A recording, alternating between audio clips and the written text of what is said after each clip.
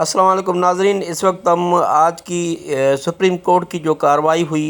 Deputy speaker के हवाले से, पंजाब असम्बली के हवाले से जो आज सारा दिन कार्रवाई की, उसमें हम अब्दुल कयूम सिद्दीकी सीनियर जो सहाफ़ी हैं उनसे आज की सुप्रीम कोर्ट की कार्रवाई के बारे में तफसीलात पूछते हैं। आई नाज़रीन पूछते हैं जी अब्दुल कयूम सिद्दीकी साहब, आप बताएं जो इस वक्त अदालत में जो सारा दिन आज जो कार्रवाई हुई उसके हवाले से आप तफसीलन हमें बताएँ कि क्या हुआ आज। तो मुख्तसर जजमेंट तो जो है वो अदालत ने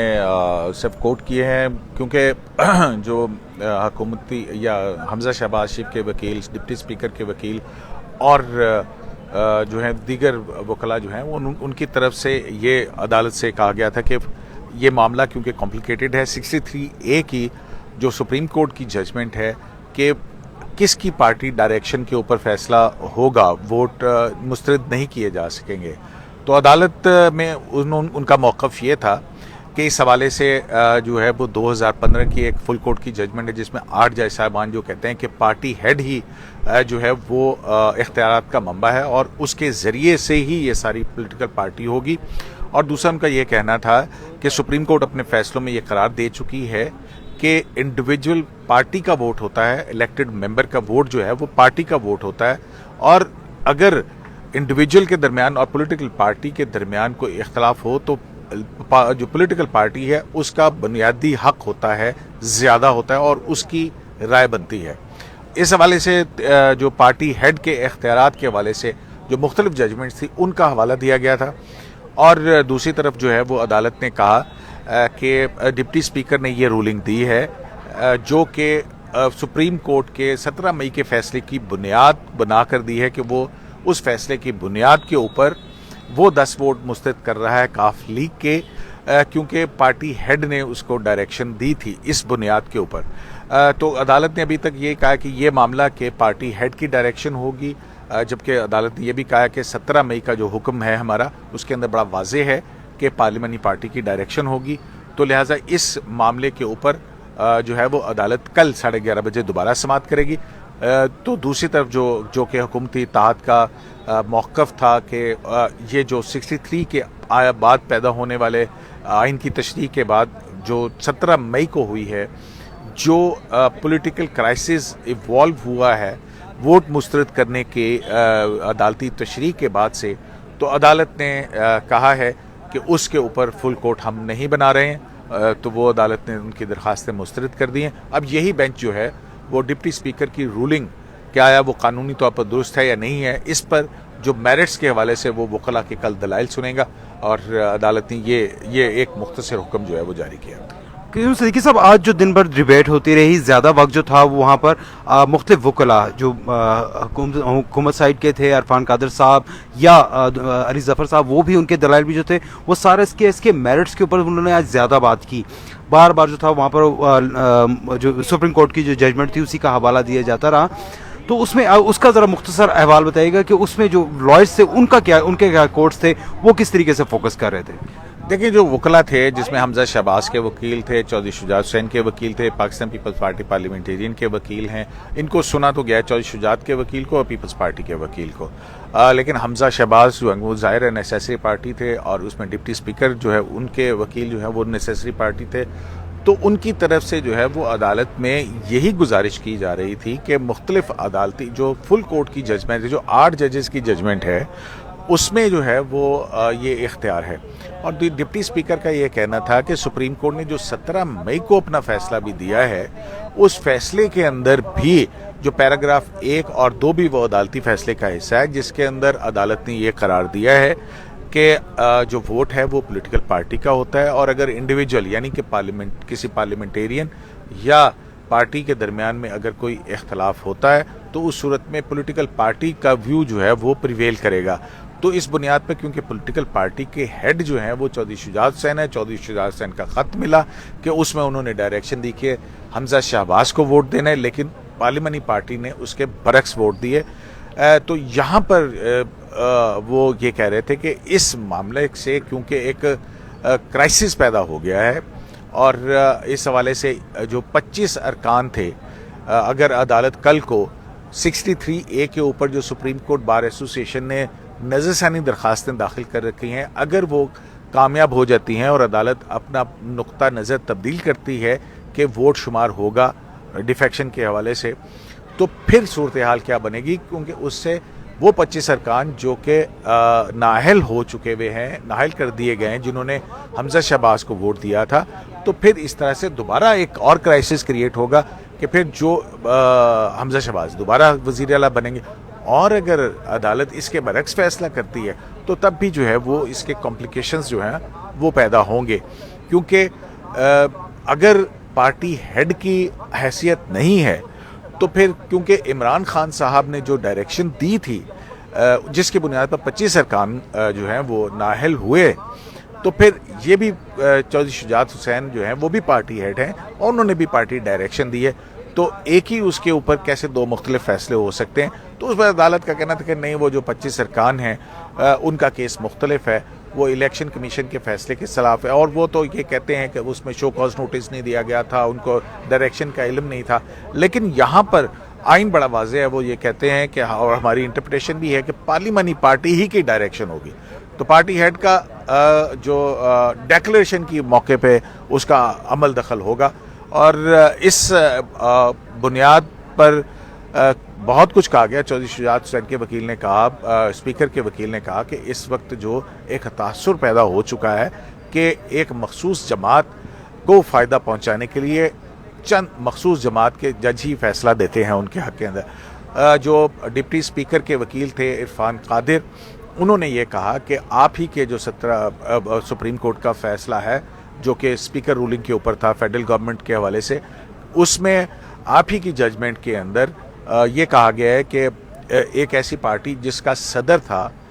उसने, उसके वज़ीर आज़म ने, उसके स्पीकर ने आइन से फ़राड किया, तो लोग पूछेंगे कि फिर आइन से फ़राड करने वाली पार्टी के हवाले से बहुत उजलत में क्यों फ़ैसले किए जा रहे हैं। और ये तासुर अदलिया के लिए अपने लिए बेहतर नहीं है, और इस तासुर को दूर करने के लिए अदालत को इस अहम आइनी नुक्ते की तशरीह के लिए फुल कोर्ट बना देना चाहिए। इसकी जो है वो मुखालफत की अली ज़फ़र एडवोकेट जो हैं, परवेज़ इलाही के वकील और पाकिस्तान तहरीक इंसाफ के वकील, उस पर उन्होंने कहा कि जनाब ये महज वही जो अदालत का एक जस्टिस इजाज़ुल एहसन की तरफ से व्यू था कि डिप्टी स्पीकर ने हमारे फैसले के मुताबिक दुरुस्त फैसला दिया है या नहीं फैसला दिया, हमारे सामने सिर्फ यही मामला है, हमारे सामने कोई और दूसरा मामला नहीं है। तो इस हवाले से हम मेरिट्स के ऊपर जो है वो केस सुनेंगे। बहुत बहस हुई उसके ऊपर। सलाहुद्दीन जो चौधरी शुजात हुसैन के वकील थे, उनका भी यही कहना था कि शरीफ ख़ानदान की जो ग्लोरी है वो भी लोग देख चुके हैं, और जितनी शानदार रवायात चौधरी परवेज़ इलाही की हैं वो भी लोग देख चुके हैं। अगर हमज़ा में से या परवेज़ इलाही में से कोई भी वज़ीर आला बनता है तो कोई आसमान नहीं गिरेगा, लेकिन अगर अदालत के बारे में ये तासुर रहा कि एक मखसूस जमात के हवाले से मखसूस जज साहिबान ही फैसला देते हैं तो उससे आसमान ज़रूर, द हेवन विल फॉल, तो फिर उससे आसमान ज़रूर बनेगा। उनका इशारा ये था कि इस तरह से ये होगा कि एक सियासी जमात के हक़ के अंदर ही अदालती फ़ैसले दिए जा रहे हैं और मखसूस जजेस की तरफ से, तो ये तासुर जो है ये अदलिया का दूर होना चाहिए, और उसके लिए ज़रूरी है कि फुल कोर्ट जो है वो इसको सुने। क्यों सिक्की साहब, आज की जो समात है उससे हटकर पाकिस्तान मुस्लिम लीग नून और उसके साथ जो उसकी इत्तेहादी जमातें हैं उनकी तरफ से आज इसके ऊपर खासा रिएक्शन दिया गया। सुबह जो प्रेस कॉन्फ्रेंस हुई और उसके बाद शाम के वक्त जो यहाँ पर हुई, राना सनाउल्लाह ने प्रेस कॉन्फ्रेंस करते हुए यहाँ पे बात करते हुए कहा कि अगर फुल कोर्ट ना बनाया गया तो हम इसका बाइकआउट करेंगे। तो आप क्या समझते हैं कि बाइकआउट की सूरत में एक और मजीद बहरान नहीं होगा कि एक फरीक जो है वो वहाँ पर उस केस को मानने को तैयार ही नहीं है, तो इस केस के मेरिट्स के ऊपर कितना असर पड़ेगा? क्या सूरत हाल आप देख रहे हैं कि अगर वो बाइकआउट करते हैं, वो नहीं आते, या अगर आते भी हैं और अदालत के इस फैसले के बाद क्या ये मुतनाज़ा नहीं हो जाएगा तमाम मामला? देखिए,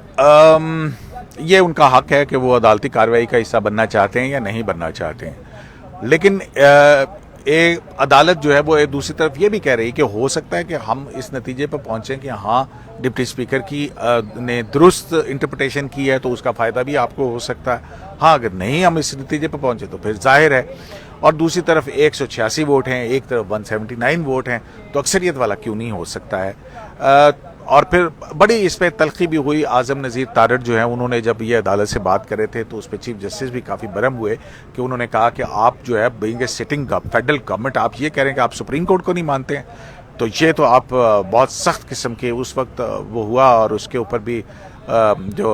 वज़ीर क़ानून थे आज़म नज़ीर तारड़, उन्होंने कहा कि हमारा ये मतलब बिल्कुल नहीं है कि हम अदालत के एहतराम करते हैं, हम तो ये कह रहे हैं कि अदालत की तकरीम होगी। और उनकी तरफ से और चौधरी शुजात की तरफ से भी और पीपल्स पार्टी पार्लियामेंटेरियन की तरफ से भी ये कहा गया कि क्योंकि हमारा हुकूमती इत्तेहाद है और इस हवाले से क्या हमने आगे लाहेमल देना है तो उस पर हमें इंस्ट्रक्शंस लेना होंगी। अब उसमें जो हमजा शहबाज के वकील थे उन्होंने भी कहा कि मेरी जो इंस्ट्रक्शंस थी वो आज फुल कोर्ट की दरख्वास्त के हवाले ही से थी और हम आगे इस केस के अंदर क्या आर्गूमेंट्स करने हैं तो इस पर मुझे कोई इंस्ट्रक्शंस नहीं है, तो इंस्ट्रक्शंस के लिए हमें 2 दिन का वक्त जो है वो दे दिया जाए। फ़ारूक नाइक ने कहा कि मैं भी आया हूँ और उसमें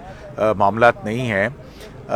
तो इस पे जो अच्छी हम मावनत कर सकेंगे अदालत की। और उन्होंने इसकी मेंटेनेबिलिटी के ऊपर भी सवाल उठाया था, लेकिन अदालत जो है वो उनकी तरफ से यही कहा गया कि फुल कोर्ट के हवाले से तो हम बहुत ही इंतहाई पेचीदा कोई आइनी नौयत के सवाल हो।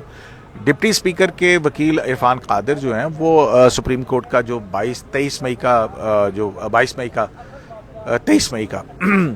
23 जुलाई का ये जो अब या 22 जुलाई का जो हफ्ते के रोज़ समाअत हुई थी उसके ऑर्डर के ऊपर उन्होंने अटैक किया कि अदालत को कि इस हुक्म के अंदर भी इबहम पैदा होता है कि मुझे ये समझ नहीं थी कि कौन सा कानूनी सवाल किसके तहत आपने ये मेंटेनेबल या इसको समाअत कर रहे हैं। तो बहरहाल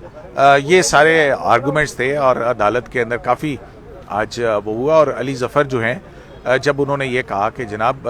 आप ही फाजिल 3 जज साहबान जो हैं वो इस मुकदमे को सुने, क्योंकि इसके अंदर सिर्फ जो अदालत ने फैसला दिया उसको समझने के हवाले से मामला, और हमारे ख्याल के अंदर स्पीकर की रूलिंग इस हवाले से गलत है, कानूनी एरर है। और दूसरा उनका ये कहना था कि वो पार्टी हेड की मरकज़ी हैसियत होने के हवाले से जिन जजमेंट्स के फैसले दिए गए हैं वो एक आइनी तौर पर आइनी तरमीम की वायरीज के हवाले से थे, 63A की इंटरप्रिटेशन के हवाले से नहीं थे। तो अदालत ने वही पाकिस्तान तहरीक इंसाफ और पीपल्स परवेज़ इलाही के वकील जो हैं उनका जो है वो मौक़िफ़ तस्लीम किया है और फुल कोर्ट की बनाने की इस बुनियाद पर उन्होंने मुस्तरद कर दी है। तो अब जो है वो क्योंकि केस के मुख्तलिफ और पहलू हैं, अदालत ने कहा कि डिप्टी स्पीकर ने, सवाल ये है कि क्या डिप्टी स्पीकर ने जो ये राय दी है कि पार्टी हेड की डायरेक्शन पर वो वोट मुस्तरद कर रहे हैं, आया डायरेक्शन पार्टी हेड की होनी चाहिए या पार्लियामानी पार्टी की होनी चाहिए। तो इस हवाले से जो है हम यही मुकदमा सुनेंगे और इसके मेरिट्स के ऊपर जो है वो कल दलाइल दिए जाएं। तो अब जो है जाहिर है कि आज़म नज़ीर तारड़ ने भी यही कहा था कि जनाब हमारी इत्तेहादी हुकूमत है और इत्तेहादी हुकूमत की तरफ से मैं ये कह रहा हूँ कि इस मामले के ऊपर फुल कोर्ट बनना चाहिए और इसमें अदालत की तौक़ीर और तकरीम हो। लेकिन अदालत ने जो है वो बरहमी का इजहार किया कि आप ये कह रहे हैं कि आप सुप्रीम कोर्ट को नहीं मानते बीइंग सिटिंग फेडरल गवर्नमेंट। तो उस पर जो इरफान कादिर थे उन्होंने भी जो है वो इस नुक्ते के ऊपर अदालत के सामने ये गुजारिशात की। उन्होंने कहा कि वज़ीर क़ानून बिल्कुल यहाँ पे आए, लेकिन उन अपने आइनी फ़राइज़ की मनसबी के अंदर आप उनसे ऐसी बात नहीं कर सकते थे। उन्होंने आउट ऑफ कर्टसी और उन्होंने सबमिट किया, हालांकि ये उनका फंक्शन नहीं था, लेकिन मतलब एक एहतजाज किया कि फ़ेडरल गवर्नमेंट के हवाले से अदालत चीफ जस्टिस पाकिस्तान जो रिमार्क्स दिए वो